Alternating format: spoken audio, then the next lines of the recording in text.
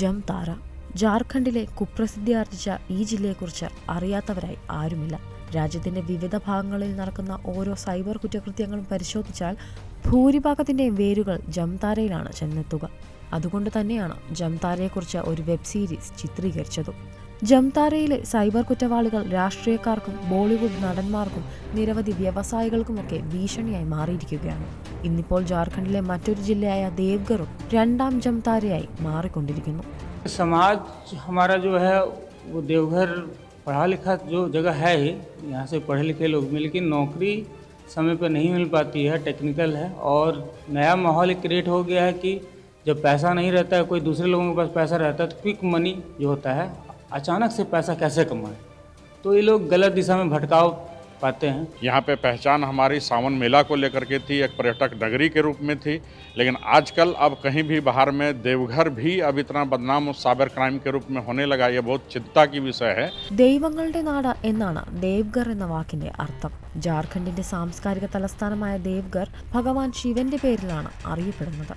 ശിവന്റെ ഈ നഗരം ബാബാധാം എന്ന പേരിൽ സ്വന്തമായ ഒരു സ്വത്വം തന്നെ നേടിയെടുത്തിട്ടുണ്ട്. എന്നാൽ ഇന്നിപ്പോൾ ഈ വിശുദ്ധ നഗരം സൈബർ കുറ്റവാളികളുടെ താവളമായി മാറിയിരിക്കുന്നു. ഈ വർഷം മാത്രം 87 കുറ്റങ്ങൾ ഇവിടെ രജിസ്റ്റർ ചെയ്തു. ഇവിടെ നിന്നുള്ള 372 സൈബർ കുറ്റവാളികൾ ഇന്ന് ജയിലിലാണ്. അതിശയിപ്പിക്കുന്ന കാര്യമെന്തെന്നാൽ പിടികൂടിയ കുറ്റവാളികളിൽ പലരും മികച്ച വിദ്യാഭ്യാസം നേടിയവരല്ല എന്നുള്ളതാണ്. उनका जो एक्ट है या माल प्रैक्टिसेस है, it is like expert IT professionals. Reason ये है कि जो साइबर क्रिमिनल्स पहले से काम कर रहे हैं, कुछ पैसा ले करके या अपनी संख्या बढ़ाने के लिए टीनेजर्स को उसको ट्रेनिंग देते हैं और इस ट्रेनिंग के कारण वो खुद भी एक्सपर्ट हो जाते हैं. എന്നിട്ടും അവർ വിദ്യാസമ്പന്നരെയും നല്ല അവബോധമുള്ള ജനങ്ങളെയുമൊക്കെ എളുപ്പം ചതിക്കുഴിയിൽ വീഴ്ത്തുന്നു. കുറ്റാരോപിതരിൽ പലരും യുവാക്കളാണ്. വഞ്ചനാകുറ്റത്തിന്റെ പേരിൽ ശിക്ഷ അനുഭവിക്കുന്ന ഇവർ ജയിലിൽ നിന്ന് പുറത്തിറങ്ങിയ ഉടൻ തന്നെ വീണ്ടും സൈബർ കുറ്റകൃത്യങ്ങളിലേക്ക് എത്തിച്ചേരുന്നു.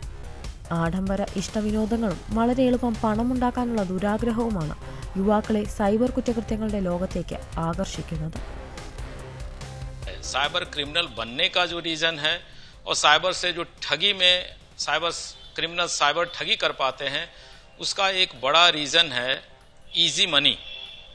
तो साइबर क्रिमिनल्स ये सोचते हैं कि इसमें कोई बिजनेस के लिए आपको पूंजी लगाने की आवश्यकता नहीं है, कोई शॉप खोलने की आवश्यकता नहीं है, किसी इंफ्रास्ट्रक्चर को बनाने की आवश्यकता नहीं है.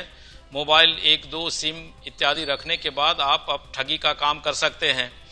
दूसरा है, जिनको ठगा जाता है उनको भी नॉर्मली लेयरिंग किया जाता है, उनको भी लालच दिया जाता है. ആളുകളെ തങ്ങളുടെ ഇരകളായി മാറ്റുവാൻ സൈബർ കുറ്റവാളികൾ നിരവധി തന്ത്രങ്ങൾ പയറ്റുന്നു. ചിലപ്പോൾ അവർ കസ്റ്റമർ കെയർ ഓഫീസർമാരായി മാറും, മറ്റു ചിലപ്പോൾ ബാങ്ക് ഉദ്യോഗസ്ഥരാകും. ATM കാർഡ് പുതുക്കാൻ എന്ന വ്യാജേനയോ ലോട്ടറി അടിച്ചെന്നും സമ്മാനങ്ങൾ ലഭിച്ചെന്നും പറഞ്ഞോ പാട്ടിലാക്കിയും നിങ്ങളെ അവർ ഇരകളായി മാറ്റും.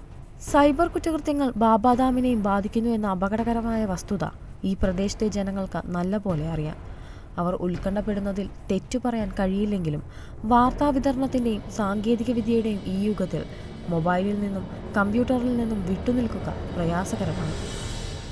जामताड़ा से साइबर क्राइम अगर हम देवघर की तुलना करें तो यहाँ पे कम नहीं है, लेकिन हाल के दिनों में खासकर हमारे DGP MV राव साहब के द्वारा पूरा इनिशिएटिव लिया गया है कि साइबर क्राइम को हम लोग को ख़त्म करना है. അത്തരമൊരു സാഹചര്യത്തിൽ ജാഗ്രത തന്നെയാണ് സൈബർ കുറ്റകൃത്യങ്ങളിൽ നിന്ന് രക്ഷ നേടുവാനുള്ള ഏറ്റവും വലിയ ആയുധം.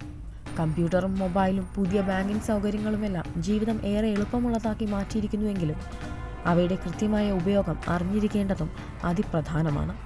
तो अभिभावक जो बच्चे को फ़ोन दे रहे हैं, चाहे ऑनलाइन पढ़ाई की बात हो या जो भी चीज़ें हों, उसके लिए उन्हें हमेशा एक निगरानी में रखने की ज़रूरत है कि बच्चे उस फ़ोन का इस्तेमाल सही चीज़ के लिए कर रहे हैं या गलत चीज़ों के लिए, और उनका आकर्षण कहीं ना कहीं एक मनी ओरिएंटेड हो जा रहा है. वो पैसे के एक लालच में आकर ऐसे कामों में खुद लिप्त होते जा रहे हैं, जो हमारे समाज के लिए बहुत बड़ा खतरा बन रहा है. ഇത്തരം സൗകര്യങ്ങൾ കുട്ടികളും യുവാക്കളുമൊക്കെ എങ്ങനെയാണ് ഉപയോഗിക്കുന്നത് എന്നുള്ളത് നമ്മളും അറിഞ്ഞിരിക്കണം. അതുപോലെ തന്നെ വളർന്നു വരുന്ന കുട്ടികളുടെ ഇഷ്ടവിനോദങ്ങളും പ്രവർത്തനങ്ങളുമൊക്കെ അല്പമൊന്ന് നിരീക്ഷിക്കേണ്ടതും തുല്യ പ്രാധാന്യമുള്ള കാര്യമാണ്. ഇതിലൊക്കെ ഉപരി സൈബർ കുറ്റവാളികളുടെ ആകർഷണ വലയത്തിൽ പെട്ടുപോകാതിരിക്കാൻ സൂക്ഷിക്കണം. നിങ്ങളുടെ ബാങ്ക് അക്കൗണ്ട് വിശദാംശങ്ങളോ അതുപോലെ മറ്റു പ്രധാനപ്പെട്ട രേഖകളോ വിവരങ്ങളോ മറ്റൊരാളുമായി പങ്കുവയ്ക്കാതിരിക്കുകയും ചെയ്യണം. News desk ETV Bharat. 24 മണിക്കൂറും വിശദമായ വാർത്തകൾക്കായി ETV ഭാരത് സന്ദർശിക്കുക.